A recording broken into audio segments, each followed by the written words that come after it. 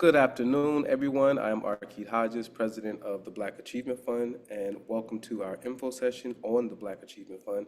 Today, we're going to do something a little different. We're going to take a departure from highlighting some of the development that is going on in Black communities and municipalities that we've developed and that sort of thing, and we're going to go a little personal today. I want to share the story of two disabled African-American people who, even though they were 100 years apart, faced similar trials and tribulations from white people, white society in general, white laws, and we'll have a short commentary after that. But what drives me to do this Black Achievement Fund, what drives me to be a leader in our community is stories like this, the humanistic aspect of the work that we do. There have been so many of our ancestors who have died at the hands of these people who were exploited for their entire life. And I don't want us to ever to forget these people. I want us to know their stories. I want them to know that we honor them, we recognize what they've been through, and that they're always in our heart.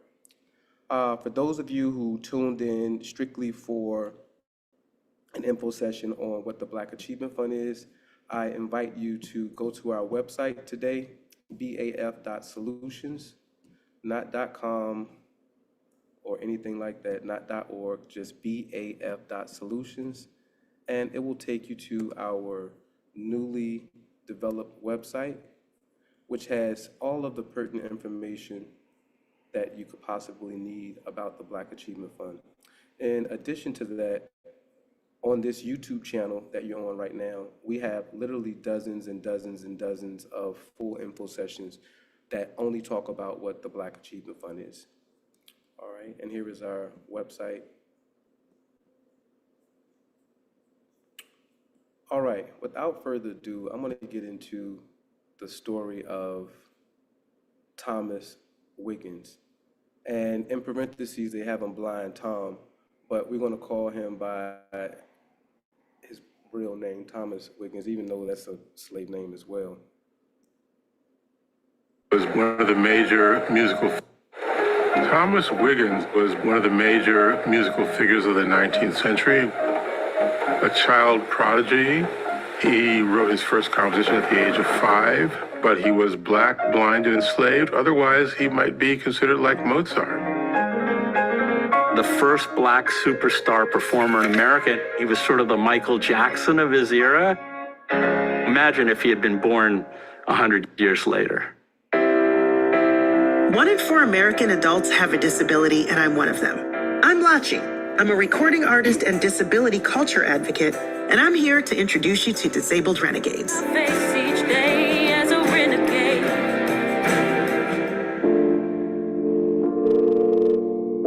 Thomas Wiggins was born into slavery in Georgia in 1849. He was sold with his entire family at auction at age 1 to James Neal Bethune, a lawyer, newspaper editor, and vocal champion of the secession of the South. Enslavers deemed baby Wiggins worthless, as he was born blind. He was tossed into the sale at no charge. When just a young boy of 2 or 3, it's said that young Wiggins snuck into the Bethune parlor to play their piano. Bethune witnessed Wiggins' talents and realized he could make that worthless child valuable after all. The sight of a piano makes me think about my great uncle, Thomas Wiggins, and the magic that he would make. It's sad to think about how he was taken advantage of. He was exploited.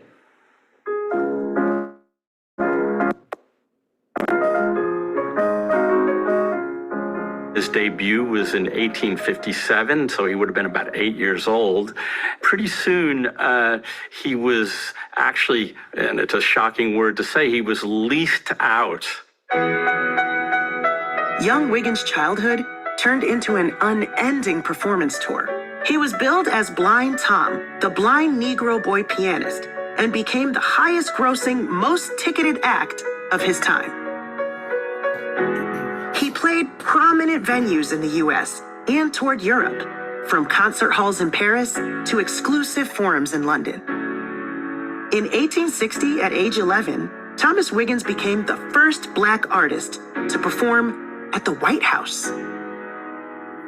One could call Wiggins a romantic era composer, but he stood out from all that. He had a knack for creating musical imagery with his pieces, really unique things to his music.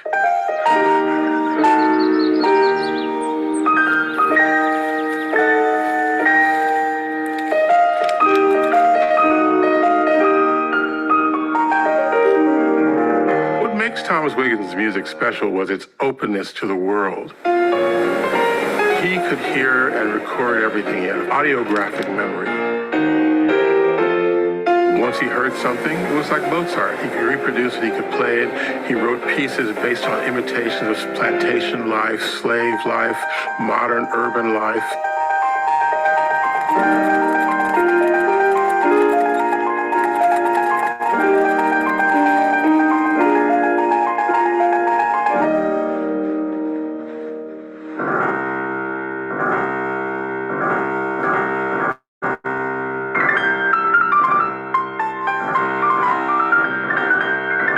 Shortly after the First Battle of Bull Run in 1861, young Wiggins composed his recreation of the conflict, also known as the Battle of Manassas.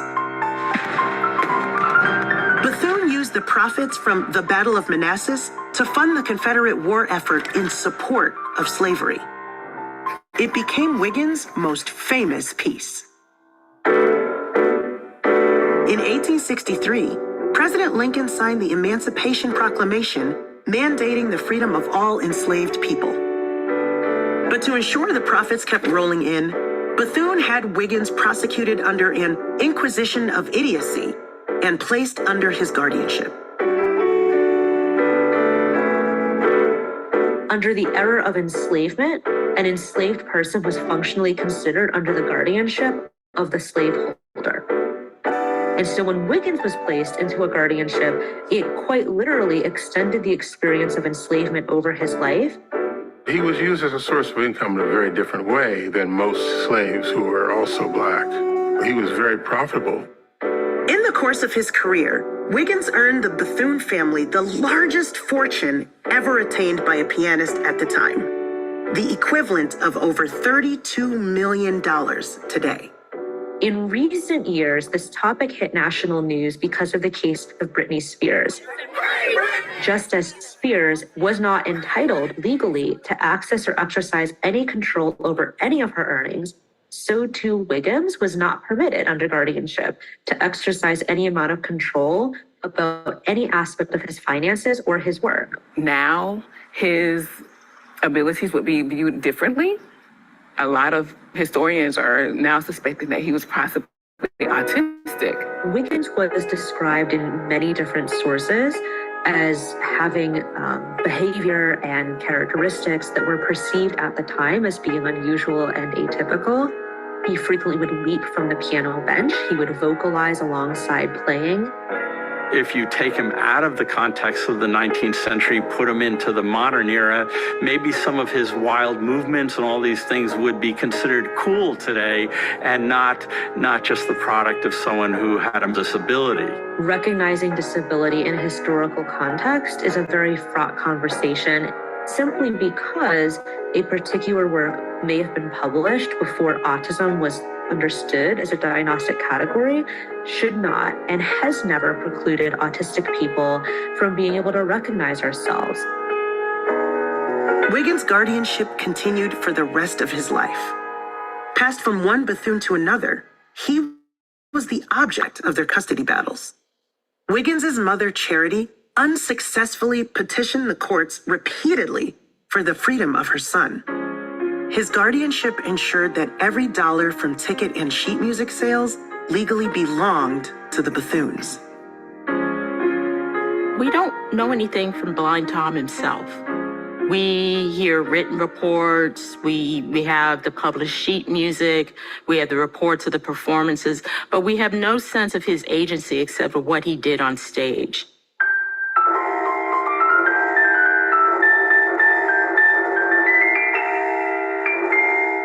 When I was hearing the piece, I was just thinking the opening section is like, dun, dun, dun, dun, dun, right? It sounds like a marching beat, you know? Mm-hmm. And then you have this melody, you know? It's like you got that against that marching type vibe, and then you got this middle section where it's like really like a sad type of moment there because it's really slow and it's really legato, and then all of a sudden he starts banging on the piano. What is a tone cluster? We heard it, right? But maybe people didn't It's hear basically playing all the notes on an instrument on the piano within a certain range, or you can play it anywhere. Every time I do this lecture and I play the part about the Star Spangled Banner, and then you play the tone cluster in the middle of it, people break out laughing. They just can't help it. Yeah, I think there's always something a bit subversive about his music.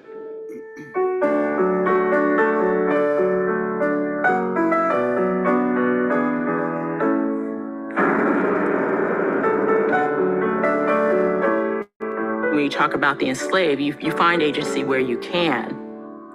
It wasn't until later that he actually refused to perform. So in those last years, he didn't perform a lot. And, that there's a sense of agency in that.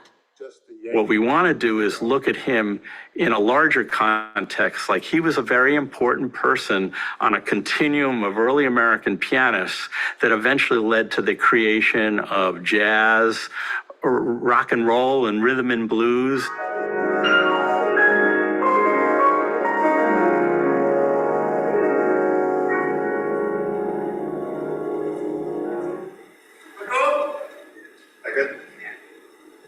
One thing that I kind of want to hit on a little bit is the trope of the Black blind musician. It's a trope that you have to deal with. It's a trope that I have to deal with. We both have to deal with it.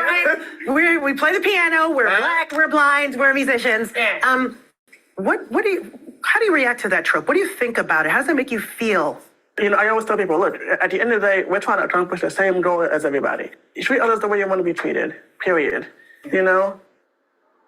And then I'll jump out. You do what you got to do for a verse. Then you can toss me back in. You know how it is in jazz. Don't act like you don't know who I am.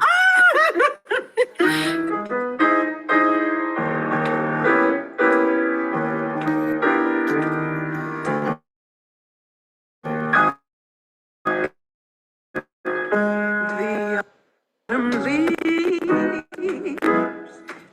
by my window, the falling leaves.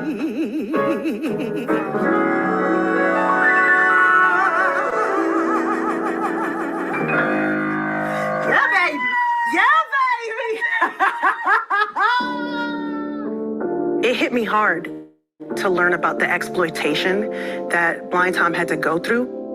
What we have today is the ability to create community, Right. the ability to not be so isolated and to share our wins and our woes with our community. I'm super grateful for that.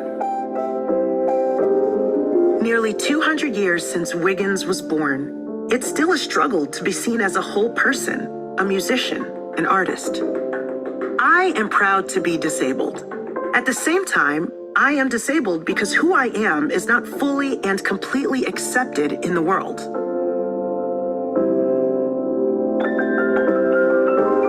At 59 years old, Wiggins had a stroke that paralyzed his right hand, taking away his ability to play the piano.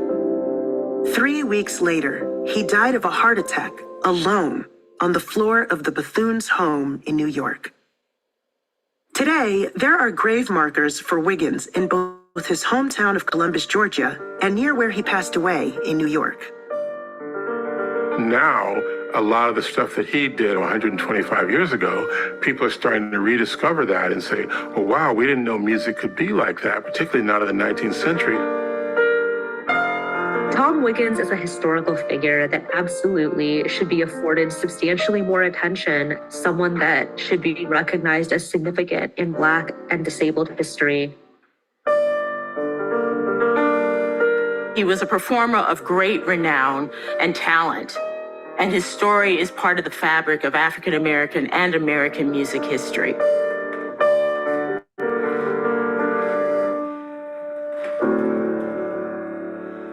Has there been any conversation today with the descendants of the Bethune family? Actually, I did receive a letter from a descendant. There are many things about my family's history that caused me to write you.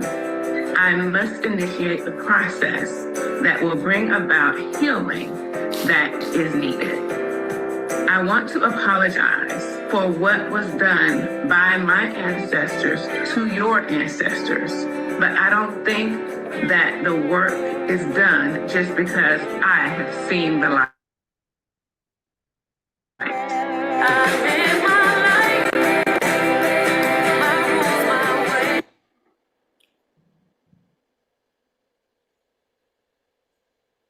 You know, when I saw this story, I was not only hurt for, can you guys mute for me? I was not only hurt for Thomas being enslaved and being exploited to death. Even after enslavement, white people, a white man found a way to keep him enslaved. And this man was a lawyer, a part of the legal system of the United States of America. And when I think about American laws, I think about men like him. I think about the people who created these laws. And then I realized that I have to live underneath laws made by these people. I'm told to respect laws made by the most barbaric, inhumane people I've ever read about in history, in world history. And with this election looming, I've been so disappointed and hurt with the Black community and some of the conversations that I heard surrounding Kamala Harris. Is Kamala Harris perfect? Of course not. She's a politician. All politicians are of an ilk. Was Barack Obama perfect? We supported him unflaggingly. Did he have more experience than her? No. Did he come out saying what he was going to do for Black people and how he was going to help the Black community? No. But now it's a Black woman's turn. And we're sitting up here giving a white racist the benefit of the doubt over a Black woman?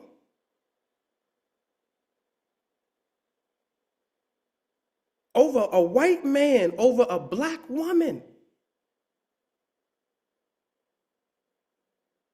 There is none of us that can deny the fact that Black women have held up this race when the men couldn't.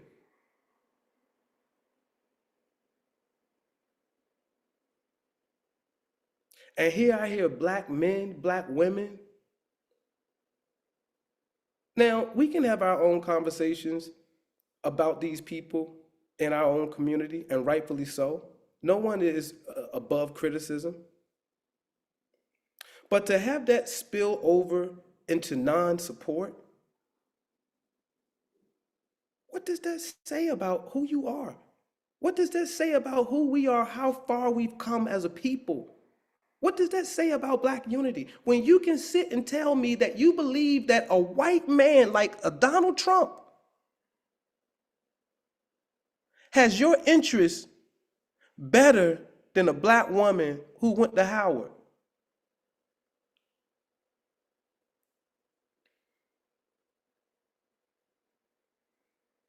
Just something to think about. We're gonna play another video about another heroic, a giant of a person, Celestine Tate Harrington. And I remember seeing her, or hearing about her, or maybe seeing her a long time ago, but I didn't know the full story of her until I watched this video. And again, the trials and tribulations that this Black woman had to go through because she was in a European society, under European laws, which are all couched in European culture, a culture that is cold and completely alien from us. And through it all, Black people continue to thrive, continue to smile. I mean, we're just a remarkable, remarkable people.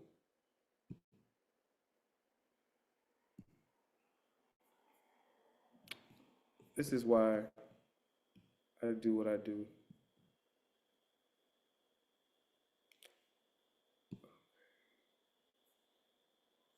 God has given me a rare gift that I'm here to share with you. She was so bold, and she never thought that there was anything unattainable. I don't need your input, thank you. With her mouth, she's signing. Wow. Beautiful handwriting. The direction that she took, it could have been art, but she wasn't that kind of person. She was a music person.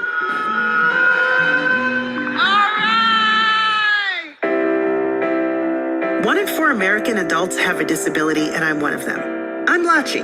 I'm a recording artist and disability culture advocate, and I'm here to introduce you to Disabled Renegades. Face each day as a renegade. Philadelphia, otherwise known as the city of brotherly love and sisterly affection, is where we'll be discussing Celestine Tate Harrington, an early champion of disabled parents. I was born in a Philadelphia hospital on October 15th, 1955, with my left arm and both legs folded backward in a reverse lotus position. First, she led with love, unapologetic. She was very clever. And it seemed like in everything she did. You would leave a conversation with her feeling like you could conquer the freaking world. A true rebel, she redefined what people thought was possible for a quadriplegic. Celestine's diagnosis was arthrogryposis congenita. And what that means is that her bones in her arms and legs never developed appropriately. In some cases, they grow in an abnormal manner, and so they end up curving the limbs or making the limbs unusable as a result of that. By the age of 3, my awareness of being handicapped increased steadily. This was probably due to my sister, Aggie. I remember Aggie playing, running, skipping, and jumping. I remember wondering, why can't I do the same? In 1972, at age 16, Tate Harrington was admitted to the children's unit of the Moss Rehabilitation Hospital. Until now, lack of educational institutions. You can't see your screen. Oh, man. Yeah, I was trying to message you and call you. I know you couldn't hear me. So we didn't see any of it. All right.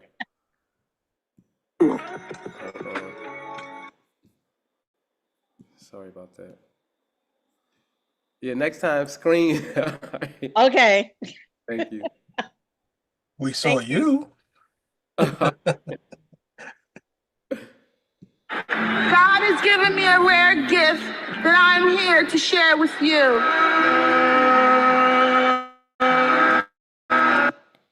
She was so bold, and she never thought that there was anything unattainable. I don't need your input, thank you.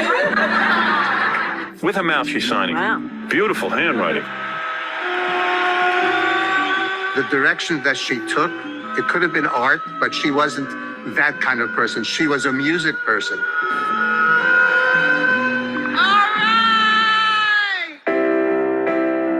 One in 4 American adults have a disability, and I'm one of them. I'm Lachi. I'm a recording artist and disability culture advocate, and I'm here to introduce you to Disabled Renegades. Face each day as a renegade. Philadelphia, otherwise known as the city of brotherly love and sisterly affection, is where we'll be discussing Celestine Tate Harrington, an early champion of disabled parents. I was born in a Philadelphia hospital on October 15th, 1955, with my left arm and both legs folded backward in a reversed lotus position. First, she led with love, unapologetic. She was very clever. And it seemed like in everything she did. You would leave a conversation with her feeling like you could conquer the freaking world. A true rebel, she redefined what people thought was possible for a quadriplegic. Celestine's diagnosis was arthrogryposis congenita. And what that means is that her bones in her arms and legs never developed appropriately. In some cases, they grow in an abnormal manner, and so they end up curving the limbs or making the limbs unusable as a result of that. By the age of 3, my awareness of being handicapped increased steadily. This was probably due to my sister, Aggie. I remember Aggie playing, running, skipping, and jumping. I remember wondering, why can't I do the same?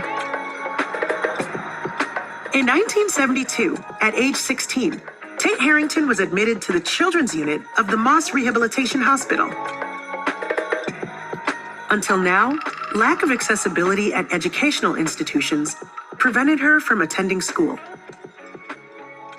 Moss Rehab helped remove these barriers. And thanks to physical and occupational therapy, Tate Harrington became mobile with minimal assistance. The device that she was sitting in, some people might say it's a modified wheelchair. I've heard other people say it was a tub. What I actually remember calling it was a chariot. Tina exploded on the world. Once she had the interface capability to those instruments, her talent really showed through. I cannot wait to go down memory lane with you. And I can't wait to take you on this journey. It's so funny. I feel like I already know you from all the research I've done, and I got like this kind of cousin vibe, you know? First of all, I'm everybody's cousin. That's just how it is. I'm either everybody's cousin or everybody's auntie, but that's what it is. All right, well, where are we off to first? So we are going to my childhood home. This place to me represents family. My mother was a hugely family-oriented woman. And it was because that motto, I am my brother's keeper, this was my village. Yeah. Like these are my people.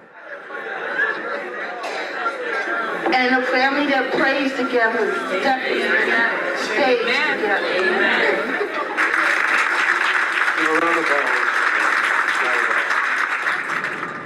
We are in Center City, Philadelphia, the corner of 13th and Market. Right behind us is City Hall. Okay. And this corner is so monumental because this is where my mom first started. People would come up and talk to her, and she would just like give advice to just strangers. They were watching her go through all of the things that she was going through, and they just wanted to learn more about it because everybody's going through something. Exactly. Tate Harrington became pregnant and gave birth to her daughter Naya in 1975. Naya was an infant when the Philadelphia Department of Public Welfare removed her from the family home, claiming Tate Harrington was physically incapable of caring for a child. In order for your child to be removed, somebody made a secret phone call, and then that happened. They didn't do an investigation. The only cause was that her arms and legs was folded because the house was always clean and the family was close-knit. It was just a devastating event. It was 3 generations coming up in that house at the same time. And their motto was never to lose a child to the system. You have to find a way to get this baby back. Naya's gone, and it was just an uproar to the whole block. Yeah, it was tough.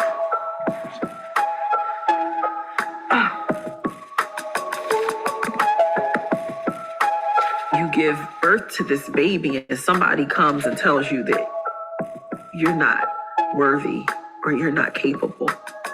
They take this baby from you. And she had to figure it out. And she called all of the news media, radios. She said, oh, y'all want media? I'm gonna use you guys to get my baby back. Now I have to go to court because they don't believe I can take care of my baby. The Department of Public Welfare declared me unfit to be a mother because of my disability. But they failed to realize my mental capacity. When you are born without the use of your limbs and you have the will to overcome, you learn to improvise. Papers wrote that she may have won her own case when she used her mouth and tongue to change her daughter's clothes in a dramatic demonstration atop a conference table. Everyone stood up in excitement as she undressed and dressed the baby, and that she lifted the child and turned baby Naya over with gentleness and care. She said it was just instinct. She really showcased how she could perform the physical tasks of being a parent, being able to change a diaper or, feed her kid. She managed to prove that she was able to do it. One of my earliest memories is just like of the comfort of her mouth on me. The judge overruled the welfare department, and Tate Harrington got to go home with her daughter. When asked if she was nervous, she said, I was cool as a cucumber. I feel beautiful. A recent study did find that about 19% of children in the U.S. foster care system have a parent with a disability. 42 states and the District of Columbia include parental disability as grounds for termination of parental rights. But research shows that having a disability does not have any sort of per se correlation to parenting ability. That is, just because one has a disability does not mean that they will abuse or neglect their children. Tate Harrington went on to have a second child, Karanda, born in 1979.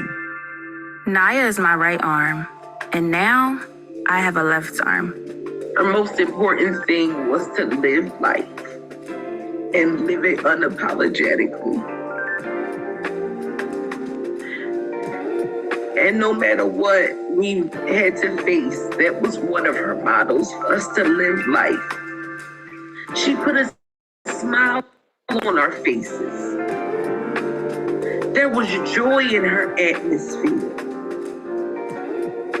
Now that you're married, Naya, Western Union stops there. That's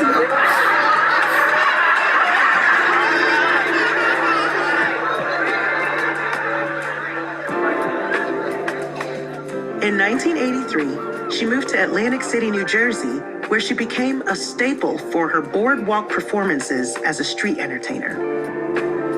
Tate Harrington would perform songs like Stormy Weather, Amazing Grace, and Somewhere Over the Rainbow, all while using her portable electric organ.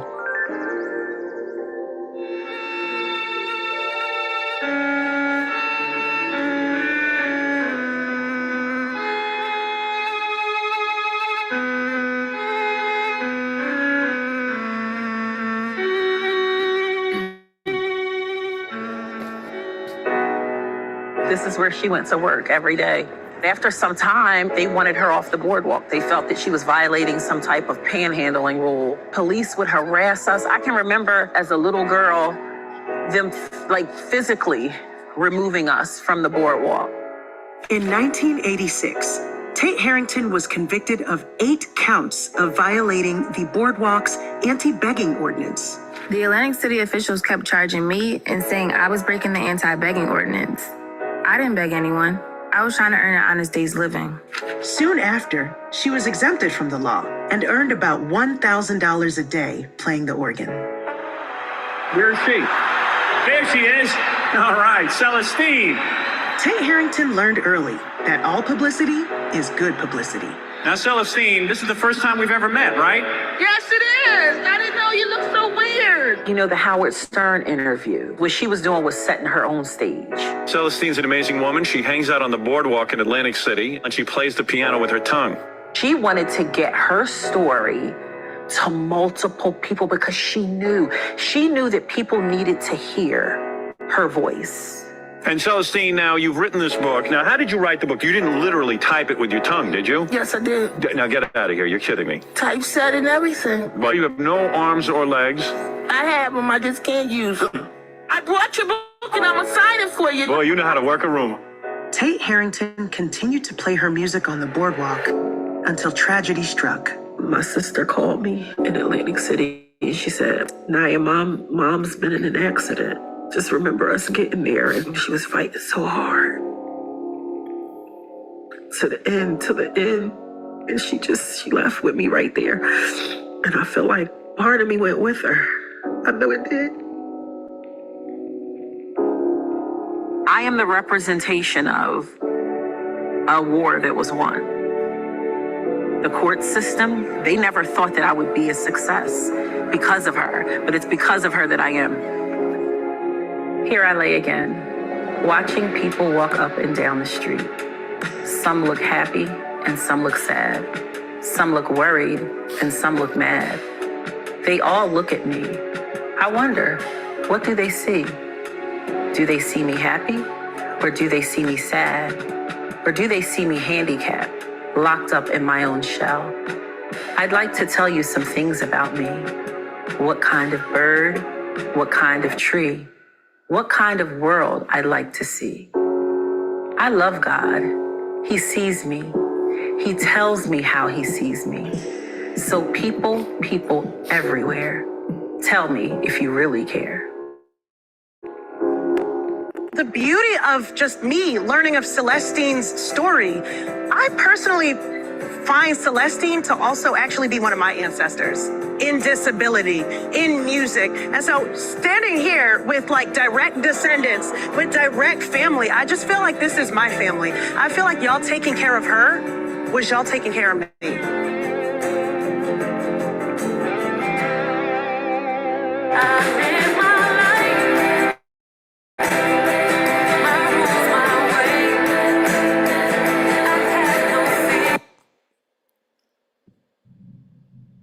Such an inspiring person. You know, we be depressed in big houses, arms, legs working, everything working. And to witness someone who was born with an inability to use both hands and legs live a life so rich.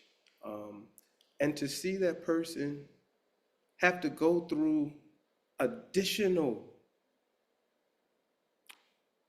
trauma through US court systems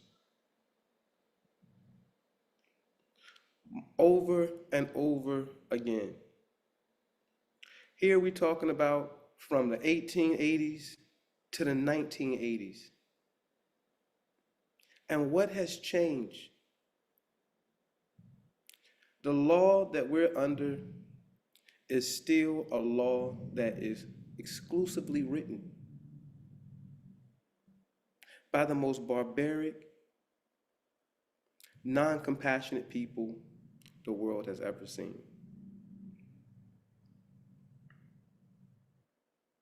To be on the precipice of one of the most consequential elections of our lifetime, and to sit and hear Black people contemplate voting for a white man over a Black woman is purely ignominious. Who are you?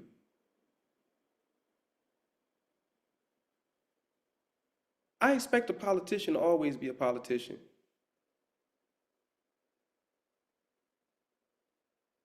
But at the same time, as a Black man who has been nurtured by Black women my whole entire life,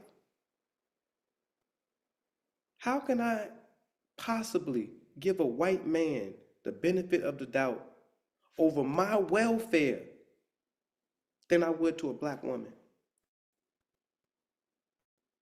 And I'm going to leave it there. I don't want to hear nothing else about what she did, what she stands for. I don't want to hear none about it, none of that. Because you know damn well what he's done.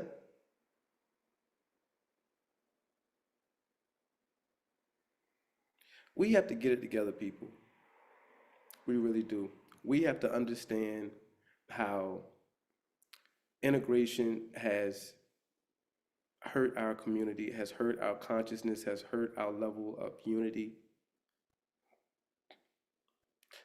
We're at the point where we can't even operate in our own best interest and say it out loud and think that we're being profound.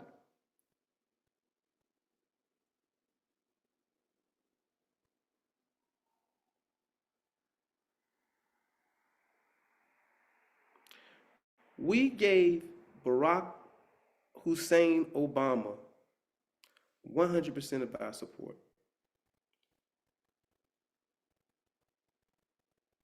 A man that not even raised around us.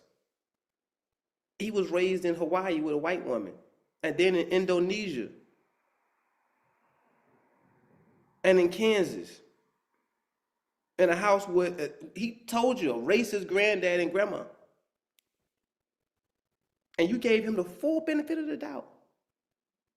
So I want to know, why can't we give a black woman the benefit of the doubt? Oh, she don't claim she black. She went to Howard. She's self-identified. She majors at AKA. So if she didn't want to be black, why would she go and put that on her resume? She was this, she was that. What was Donald Trump? And I'm not going to belabor this, but I just had to say it because it just has been bothering me. And although my goal, my objective is to establish our own cities where we can control the politics, the economics, everything ourselves, our own police, our own judges, our own prosecutors, where we can create a space away from these people so that we can live as human beings should live. They do not know how to relate as human beings to other people. If we continue to embrace their culture, we're going to become just like them. Start thinking just like them. Is that a good thing? You cannot have it both ways. You can't say that these are the people who are evil, enslaved us, put our race through unimaginable turmoil, and stood on it. And now they're your friends. Now you want to be just like them. Now their laws are laws that are just, and what are we drinking?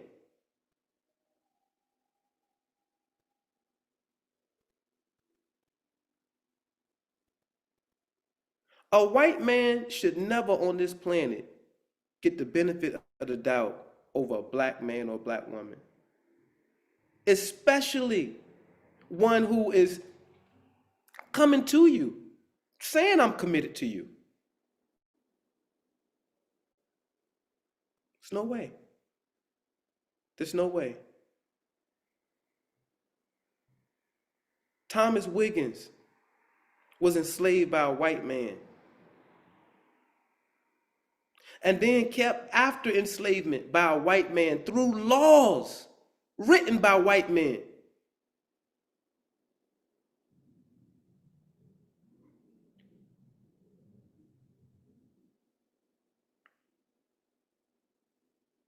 I don't want to break it to you, but this is not civilization. This is barbarism.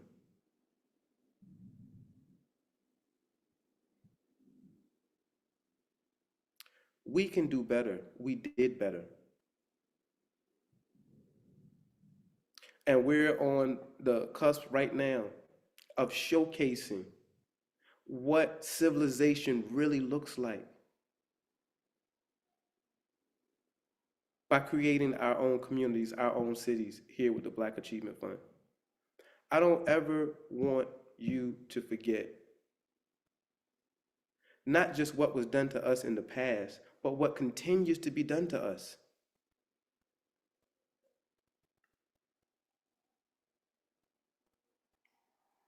We're in 2024 and we're being rewritten out of history all over again by a new racist administration. I was watching a video, I don't know who did it, but it was affiliated with Umar Johnson, and they were Dr. Umar Johnson, and they were out in the street asking people who Martin Luther King was. And there were tons of white people who didn't even know who Martin Luther King Jr. was.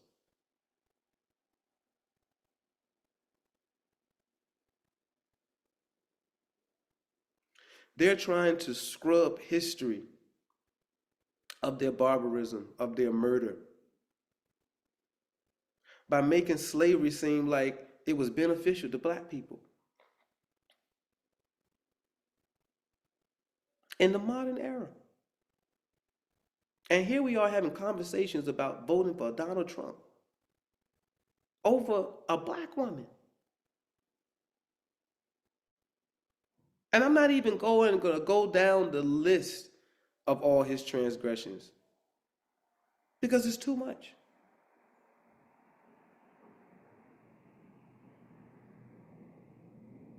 We got to do better. As black men, we have to honor black women. As black women, we have to uphold, as black women have to uphold black women. But we are all we got. So when you go to those polls, stew on that. How much has a black woman done for you in your life versus a white man? And if you can tell me white men have done more for you in your life than black women, you can just ship me to outer space right now.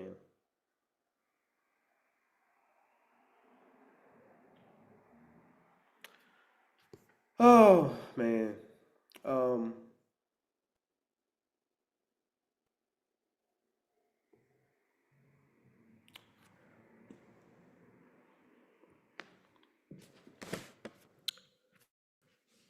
My heart is really, really heavy.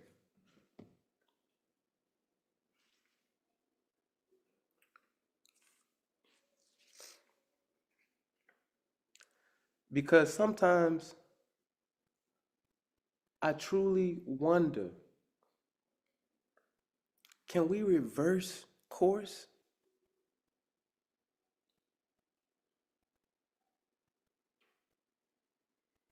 Have they infiltrated our race to such an extent that they've neutralized all of our warriors?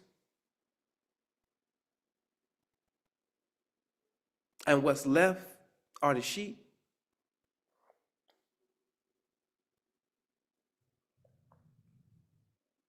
Have we been vanquished as a culture? Can we still claim to have an authentic culture? Or have we assimilated? Or in our minds assimilated?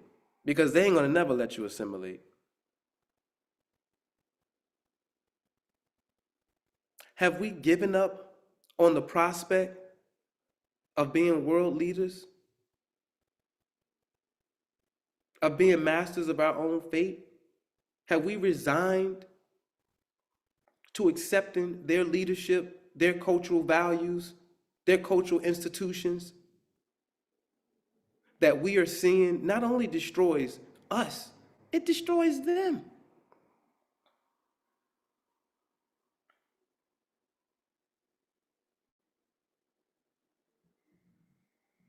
We here at the Black Achievement Fund, we're saying unapologetically, that we're not trying to be white people. We're not trying to mimic European culture. In fact, we are running away from it.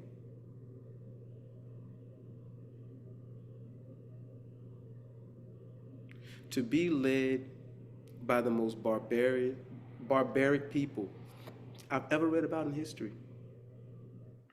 And I study history from the origins of humanity to date. And when I think more and more about it, it's more than barbarism. Because there is a level of cunning and deceit and conniving that makes them evil. Through and through.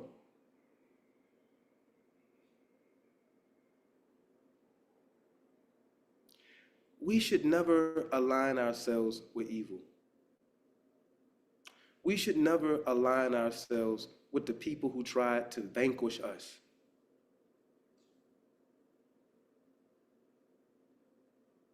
Yeah, we do what we got to do to survive.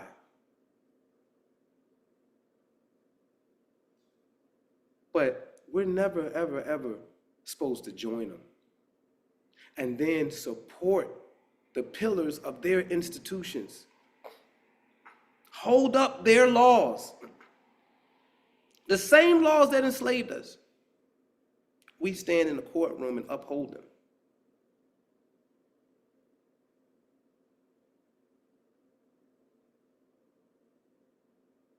I see a major shift in power coming. And my concern is that someone or something is going to fill the void. When something collapses, something else emerges right then and there.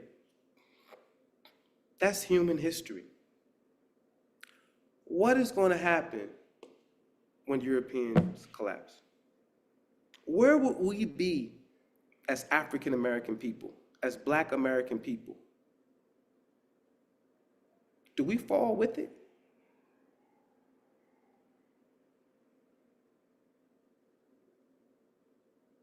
How do we begin to prepare ourselves for the moment in which there's a collapse, for a moment in which there's another civil war, which is not far-fetched? Out of all the time that we've been free, we've been able to mass weapons, so on and so forth. To what extent have we done it? To what extent have we prepared ourselves to stay free?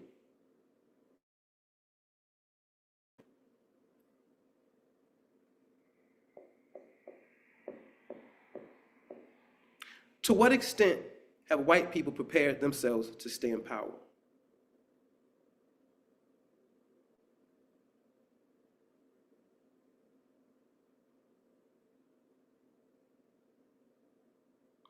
As witnessed by Brother Thomas Wiggins, Sister Celestine, Tate Harrington,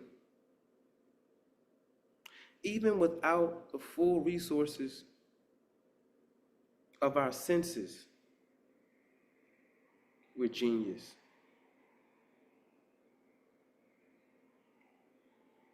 We can do anything that we put our mind to. But someone has to put their mind to it and say, you know what? Enough is enough. Let's start our own. Let's do our own thing. Let's remove ourselves from under their jurisdiction. Some of you who watched Dr. Ray Higgins, you heard him talk about that.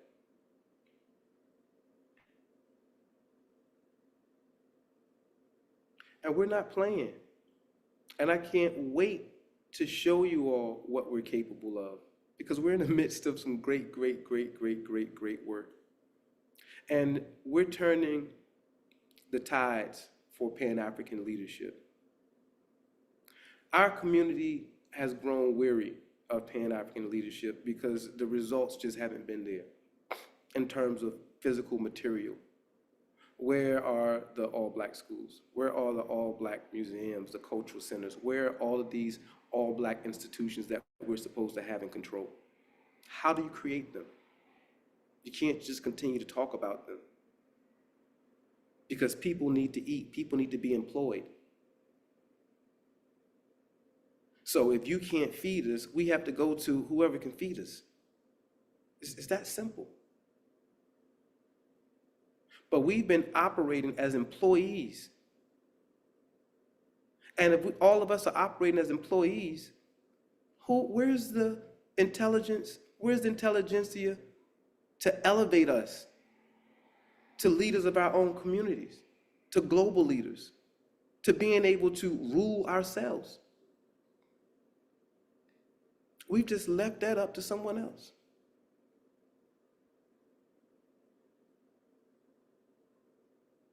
We need you guys to continue to stand firm, continue to love each other, continue to support this movement,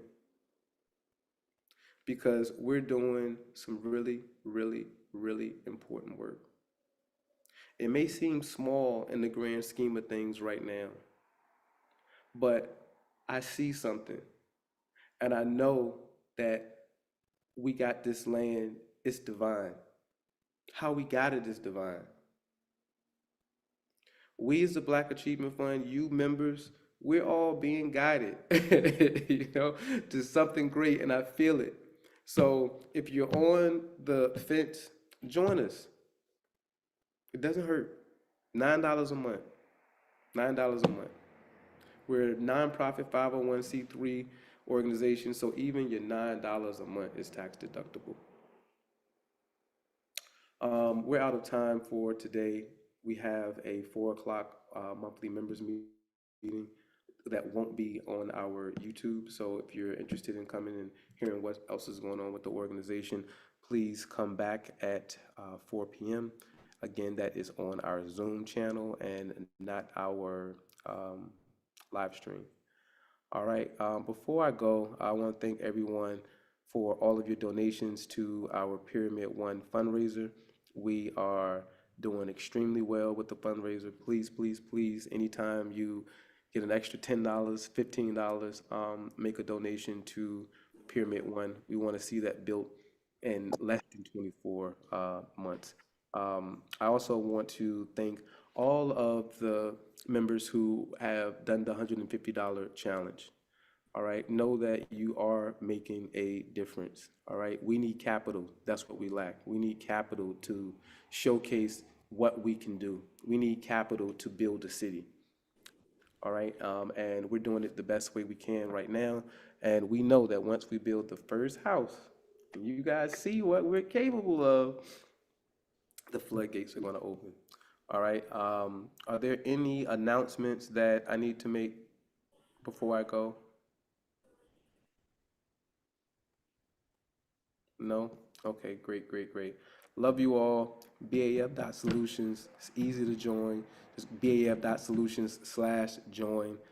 Takes less than 3 minutes to join. All right. To all our members, we'll see you back here again at 4 p.m. Black Achievement Fund hug. Yeah, hug. There you go. All right. See everybody at 4 o'clock.